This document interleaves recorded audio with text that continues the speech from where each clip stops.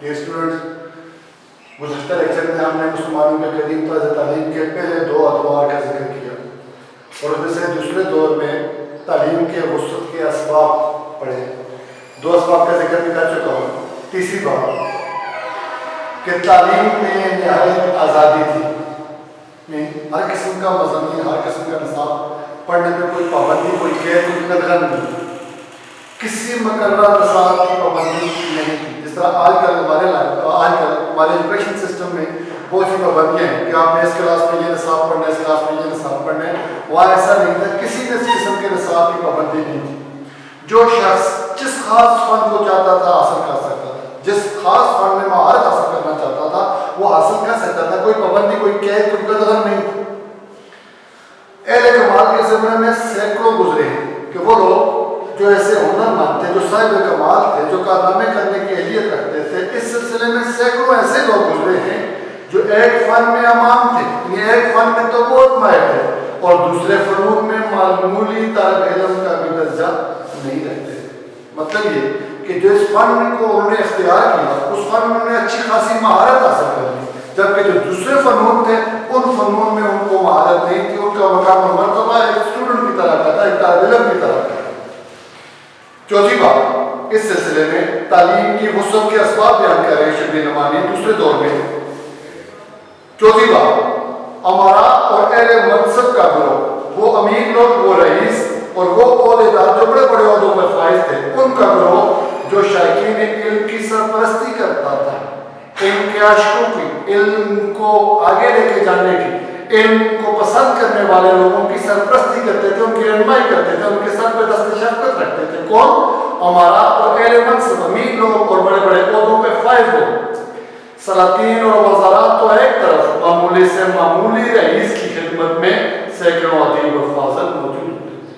کہ سلاطین سلطان کی جمع، وزراء وزیر کی جمع، کہ بادشاہ اور وزیر تو ایک طرف، جو معمولی امیر لوگ ہوتے تھے ان کی خدمت میں بھی ایک دو نہیں سینکڑوں ادیب اور فاضل موجود ہوتے تھے. عالم، ادیب، ادب تدوین کرنے والے اور فاضل عالم موجود ہوتے تھے.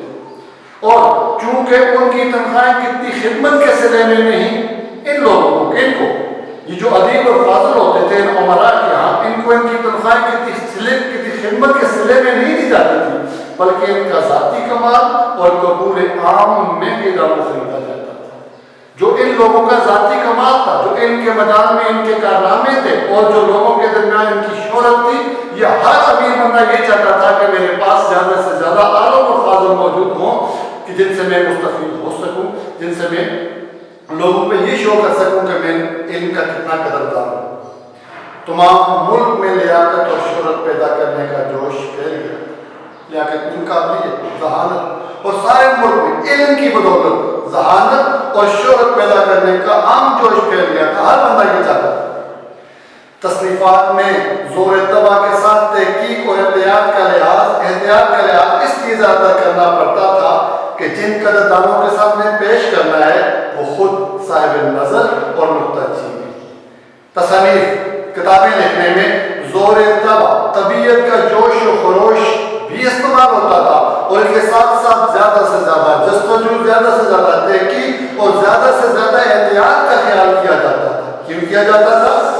کہ جب یہ کتابیں تصنیف ہوں گی، جب یہ کتابیں لکھی جائیں گی، جب یہ مکمل ہو جائیں گی تو یہ ایسے قدر کرنے والے لوگوں کے پاس جائیں گی جو خود صاحب نظر ہے، جو خود گہری نظر رکھنے والے ہیں اور اس کے ساتھ ساتھ نقطہ چین بھی ہے، تنقید کرنے والے بھی ہیں. یعنی چھوٹی سی چھوٹی غلطی پہ یہ نظر رکھیں گے اور نقطہ چین تنقید بھی کریں گے. اس لیے تصنیف کرتے وقت بڑی احتیاط کا لحاظ کیا، بہت احتیاط کی جاتی ہے. یہ تھے پہلے دو دور. اب چلتے ہیں تیسرے دور کی طرف. تیسرے دور میں کہتے ہیں کہ بہت سے، شبلی نعمانی کہتے ہیں کہ بہت زیادہ مدرسے قائم ہوئے. مدرسوں کے قائم ہونے نے دفعتاً کوئی تبدیلی نہیں پیدا کی. بہت سے مدرسے قائم ہوئے لیکن تعلیم کے میدان میں اچانک کوئی تبدیلی نہیں آئی. نصاب تعلیم قریباً وہی رہا جو پہلے تھا. جو پہلے دو ادوار میں جو نصاب تعلیم تھا وہی نصاب تعلیم تیسرے دور میں تھا. پرائیویٹ تعلیم گاہیں عموماً قائم رہی، جو پہلے حکومت کی سرپرستی کے بغیر جو تعلیم گاہیں پہلے قائم تھی وہ اب بھی قائم کی تھی، اب بھی قائم رہی، ان کو پرائیویٹ تعلیم گاہوں کا نام دیا گیا۔ اور حق یہ ہے کہ جب تک ان پر کچھ زوال نہیں آیا، کس پر؟ ان پرائیویٹ تعلیم گاہوں پر جب تک کوئی زوال نہیں آیا، تعلیم بھی نہیں، نہایت وسعت سے جاری رہی، نہایت کشادگی کے ساتھ تعلیم بھی جاری رہی۔ لیکن رفتہ رفتہ ان مدرسوں میں خاص قاعدوں کی پابندی شروع ہوئی۔ تیسرے دور کی بات ہوئی کہ آہستہ آہستہ ان پرائیویٹ تعلیم گاہوں میں خاص قاعدہ اور قوانین کی پابندیاں شروع ہوئی۔ اور سلطنت عثمانیہ کے زمانے میں تو گویا سلطنت عثمانیہ کا دور شروع ہوتا ہے 1299 سے 1922 تک، 623 سال تک سلطنت عثمانیہ قائم رہی۔ تو سلطنت عثمانیہ کے زمانے میں گویا تعلیم کے لیے جداگانہ قانون پاس کیا گیا، تعلیم کے لیے ایک الگ سا قانون پاس ہو گیا۔ 8ویں صدی سے پہلے فارغ التحصیل ہونے کے لیے، ہجری کی بات ہو رہی ہے، 8ویں صدی ہجری سے پہلے فارغ التحصیل ہونے کے لیے، تعلیم سے فارغ ہونے کے لیے ایک خاص مدت معین ہو چکی تھی، ایک خاص مدت مقرر ہو چکی تھی، گو ملکوں کے اعتبار سے مختلف تھی۔ اگرچہ یہ مدت ملکوں کے ممالک کے اعتبار سے مختلف تھی، مثلا مغرب یعنی موراکو وغیرہ میں 16 برس اور تیونس میں 5 برس طالب علم کو تعلیم گاہ میں رہنا لازمی تھا۔ مختلف ممالک کا ذکر کر رہا ہے کہ مدت مقرر ہو چکی، مغرب یعنی موراکو میں 16 برس اور تیونس میں 5 برس میں ہر حال میں طالب علم کو تعلیم گاہ میں رہنا لازمی تھا۔ پہلی بات۔ دوسری بات، املا کا طریقہ بھی رفتہ رفتہ جاتا رہا۔ پہلے دو ادوار میں میتھڈ آف ٹیچنگ لیکچر تھا، املا کا طریقہ تھا، لیکن تیسرے دور میں آہستہ آہستہ یہ لیکچر کا طریقہ بھی ختم ہو گیا، اور تیسرے دور میں اس بات نے تعلیم کو نہایت ابتر کر دیا۔ کس بات نے؟ بتاتا ہے، ابتر کا مطلب تباہ حال کر دیا کہ جو فن مقصود ذات نہ تھے، کہ جن فنون کی تعلیم حاصل کرنا ضروری نہیں تھی، مثلا نحو، صرف، منطق و امثال ذالکہ اور اس طرح کی مسائلیں، ان کی تعلیم حاصل کرنی ضروری نہیں تھی، ان کی تعلیم میں وہ اہتمام اور شگافیاں ہونے لگی، ان علوم کی تعلیم میں وہ انتظام، وہ بندوبست اور وہ شگافیہ کا مطلب باریک بینیاں، وہ باریک بینیاں ہونے لگی کہ عمر کا ایک بڑا حصہ انہیں کی نظر ہو۔ کہنا کیا چاہتا ہے کہ جن علوم کی تعلیم حاصل کرنا ضروری نہیں تھا، مثلا نحو، صرف، منطق وغیرہ، ان علوم کی تعلیم حاصل کرنے میں عمر کا ایک بڑا حصہ صرف کر دیا، اور اتنا وقت نہ مل سکا کہ جن علوم کی تکمیل مقصود اصلی تھی ان پر پوری توجہ ہو سکے۔ جن علوم کو حاصل کرنا ضروری تھا، مقصود اصلی کا مطلب اصلی مقصد، اصل مقصد، کہ جن علوم کی تعلیم مکمل کرنا اصل مقصد تھا، ان کے لیے وقت بھی باقی نہ بچا، ان کو پوری توجہ نہ دے سکی، اور جو مضامین حاصل کرنے، جن کا تعلیم حاصل کرنی ضروری نہیں تھی، عمر کا بڑا حصہ ان پر صرف کر دیا جاتا۔ اگلی خامی کہ پہلے اور دوسرے دور میں زیادہ تر فن کی تعلیم ہوتی تھی، ٹیکنیکل ایجوکیشن، فنی تعلیم دی جاتی تھی، لیکن تیسرے دور نے کتابی تعلیم کی بنیاد ڈالی۔ جو کچھ کتاب میں اس سے دائیں بائیں کہیں بھی نہیں جا سکتے، کتابی تعلیم کی بنیاد ڈالی، جن میں اصلی مسائل سے زیادہ کتاب کی عبارت اور اس کے متعلقات سے بحث ہوتی تھی۔ اصلی مسائل کو ایک طرف چھوڑ دیا جاتا، جو کوئی کتاب میں تحریر تھا صرف اسی پہ ڈسکشن ہوتی اور اس سے متعلق باتوں پہ بات چیت ہوتی، باقی باتوں کو چھوڑ دیا۔ ان مدرسوں میں فلسفہ اور منطق کی تعلیم کا بہت کم اہتمام تھا۔ اگلی خامی تیسرے دور کی بات کر رہا ہے۔ پہلے فلسفہ اور منطق تو کسی حد تک اہمیت حاصل تھی، لیکن تیسرے دور میں فلسفہ اور منطق کی تعلیم کا اہتمام بالکل نہیں کیا جاتا تھا، اور اکثر نامور مدرسوں میں ان علوم نے رسائی نہیں پائی۔ کن علوم کا ذکر ہے؟ فلسفہ اور منطق کا ذکر ہے کہ اکثر نامی گرامی مشہور اداروں میں یہ دو علوم فلسفہ اور منطق یہ پہنچ بھی نہیں سکتے۔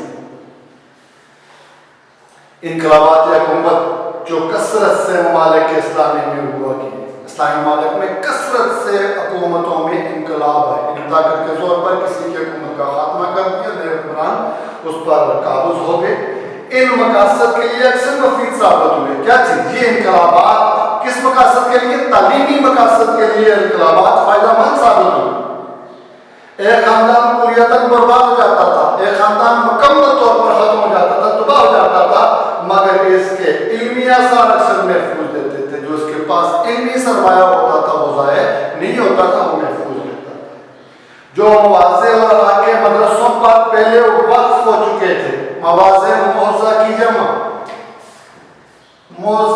موضع کی انکم، جو مواضع اور علاقے پہلے مدرسہ پر وقف تھے، جن کی زمینیں مدرسہ کو فی سبیل اللہ دی جا چکی تھی، دوسری نئی حکومت ان کو حسب نہیں کر سکتی تھی، اس پر زبردستی قبضہ نہیں کر سکتی تھی ان مدرسوں پر، ان وقف شدہ زمینوں پر.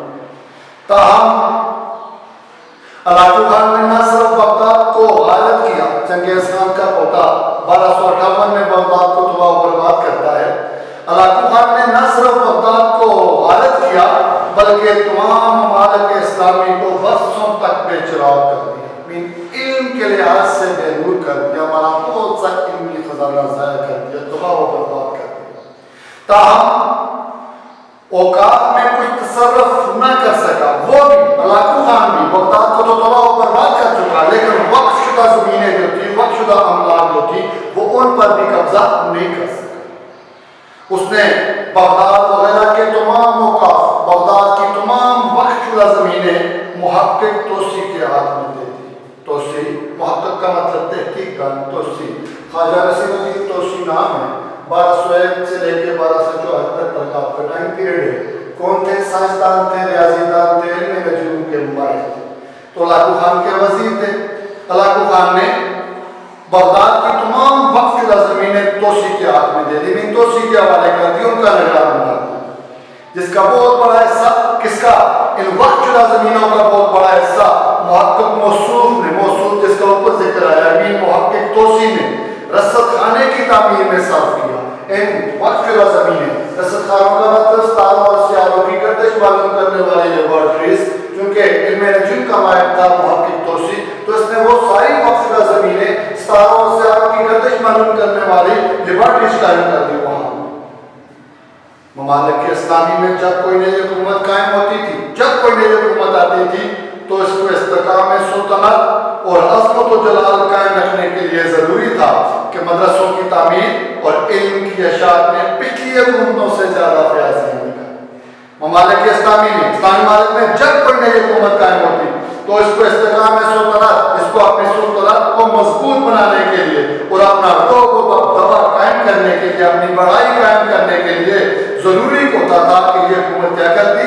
زیادہ سے زیادہ مدرسے تعمیر کرتی اور علم کی ترویج کے لیے، علم کی اشاعت کے لیے، علم کے فروغ کے لیے پچھلی حکومت سے زیادہ سخاوت کا مظاہرہ کرتی تھی.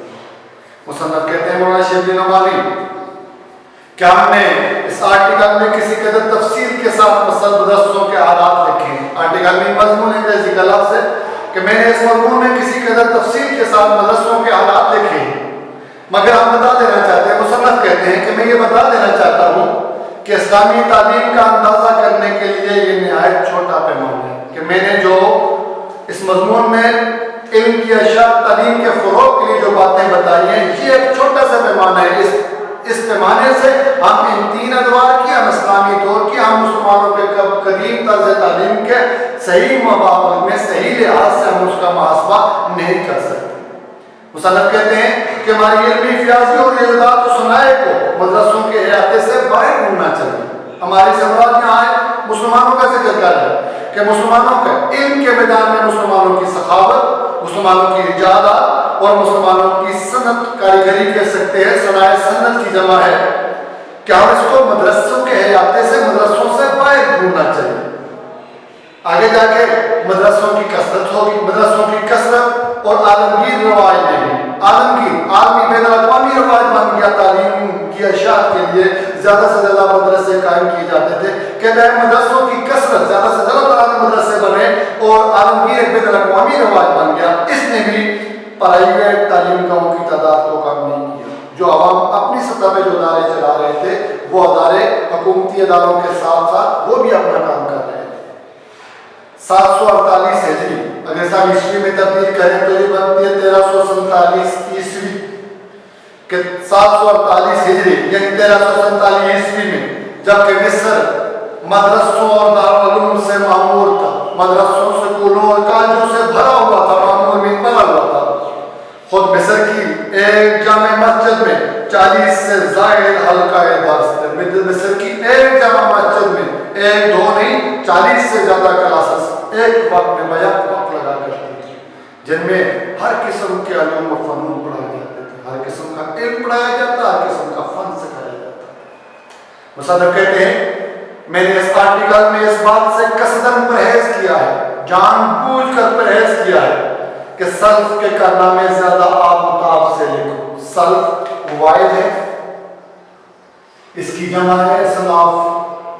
इसके लिए हम लफ्ज़ पुरखों भी इस्तेमाल करते हैं।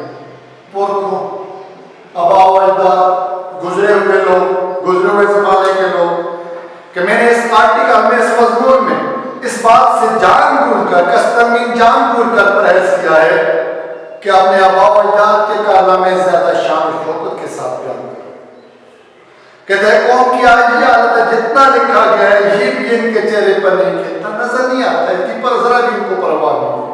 कहते हैं सल्फ के मफाखर का हम क्या जिक्र कर सकते हैं। मफाखर में फखरिया काम, वो काम जो हमारे आबाओ अजदाद ने किए और जिन पे बात करना, जिनका जिक्र करना हम फख्र महसूस करते हैं। कहते हैं अपने आबाओ अजदाद के फखरिया कामों पर हम क्या जिक्र कर सकते हैं। हमने जब खुद कुछ नहीं किया तो इससे क्या हासिल के सल्फ ने बहुत कुछ किया है।